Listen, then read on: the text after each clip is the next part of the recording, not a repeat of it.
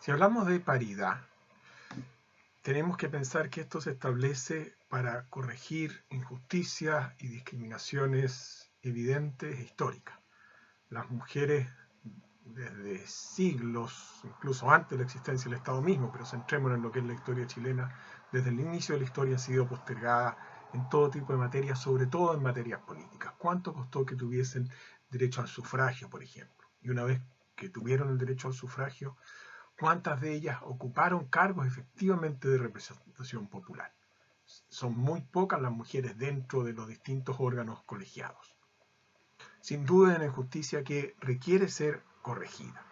Y para ello existen los métodos de acción afirmativa, por ejemplo, las leyes de cuotas, que nos garantizan que un determinado porcentaje de un cuerpo elegido, 20, 30, 40%, sean mujeres. No solamente en el ámbito de igualdad entre géneros, también, por ejemplo, la incorporación de personas portadoras de discapacidad.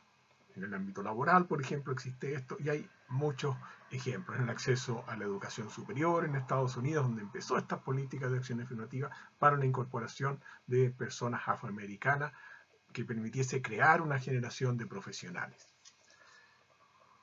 Ese es el ámbito en el cual tenemos que analizar esto. Son mecanismos, cuando estamos hablando de elección de cuerpos colegiados, que limitan la democracia, lo que no es de por sí malo. La limitación de la democracia tiene que justificarse y me parece que una ley de cuotas potente la limita, pero se justifica plenamente para corregir estas injusticias a las que he hecho alusión. Me parece indispensable tener una regla de paridad similar a la que operó para la elección de la Convención Constitucional. Una regla que ha sido destacada a nivel mundial por ser la primera convención paritaria, lo que me parece muy positivo. Ojalá pudiésemos tener un Congreso Nacional, en la futura Constitución, si se llega a aprobar un Congreso de Diputados y Diputadas, una Cámara de Representantes efectivamente paritaria. Ahora, me parece a mí que eso debiesen ser reglas transitorias. Pensemos en una transitoriedad muy prolongada. ¿Por qué? Porque ello permitiría provocar un cambio cultural real que nos permita seguir teniendo instituciones paritarias sin necesidad de limitar la voluntad democrática. Una regla de cuotas que opere durante 4 o 5 elecciones. Estamos hablando de un periodo de 20 a 25 años, prácticamente una generación. Eso implicaría que, terminado ese periodo transitorio, sin regla de paridad impuesta, se obtendría efectivamente una conformación paritaria.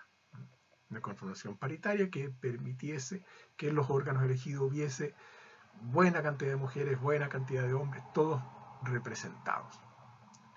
Matemáticamente no es necesario que sea 50, puede ser 49-55 a favor de uno u otro sexo, da lo mismo, pero eso representaría efectivamente la sociedad, cuestión que no ocurre con nuestros órganos colegiados actuales. Sin embargo, la regla que se establece en la propuesta de la Convención no va en esta línea. No va en esta línea, ¿en qué sentido?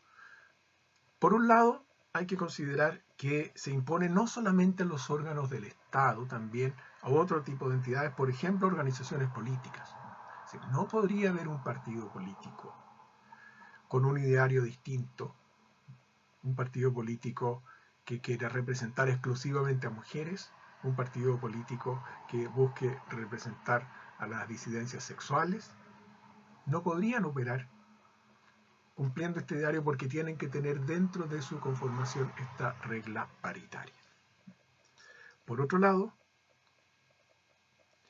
no es transitorio, no busca crear un cambio cultural, sino que busca incidir de manera permanente en la conformación de los órganos colegiados. Y lo hace de un modo que me parece derechamente malo. ¿Por qué?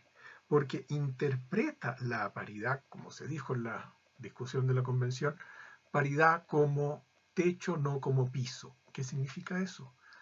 Y esa es la regla que yo establecí en el artículo 6, al menos el 50% deben ser mujeres, al menos. Por tanto, son 60, 70, 80, 100%. Difícil que se logre, pero teóricamente 100% mujeres, entonces sí tiene una conformación paritaria.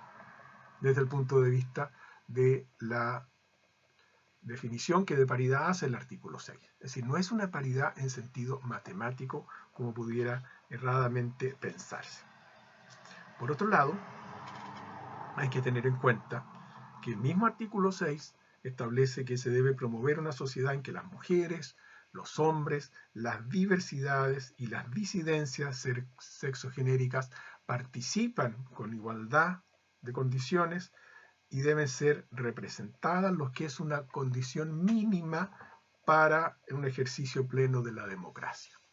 Declaración que me parece perfecta. Efectivamente, todos los sectores deben estar representados y participar con igualdad de condiciones.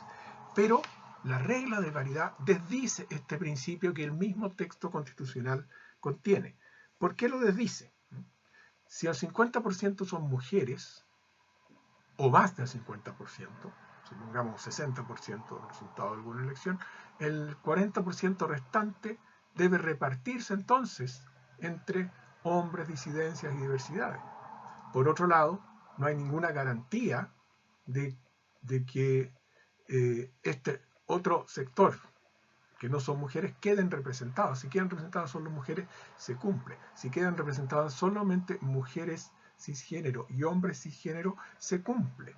Entonces, esta declaración de que las diversidades deben estar representadas, como principio, no se cumple con la implementación, con la regla de paridad que se establece en el propio proyecto constitucional. Me surgen algunas dudas de interpretación. Entonces, lo que, entre comillas, sobre, más allá de la representación de las mujeres, que puede ser mucho más del 50%, debe ser repartido entre otras personas, hombres cis, diversidad, disidencias.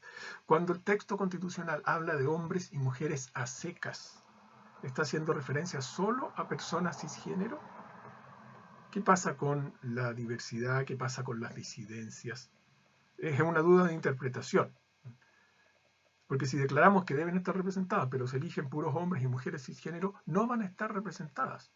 Ahora, claro, hay mujeres que pertenecen a la disidencia, hombres que pertenecen a la disidencia y podrían caber ahí, pero no garantiza que eso vaya a ocurrir así. Por eso que me parece contradictorio los dos incisos del artículo 6, que puede traer muchas dificultades de implementación, de aplicación de esta regla.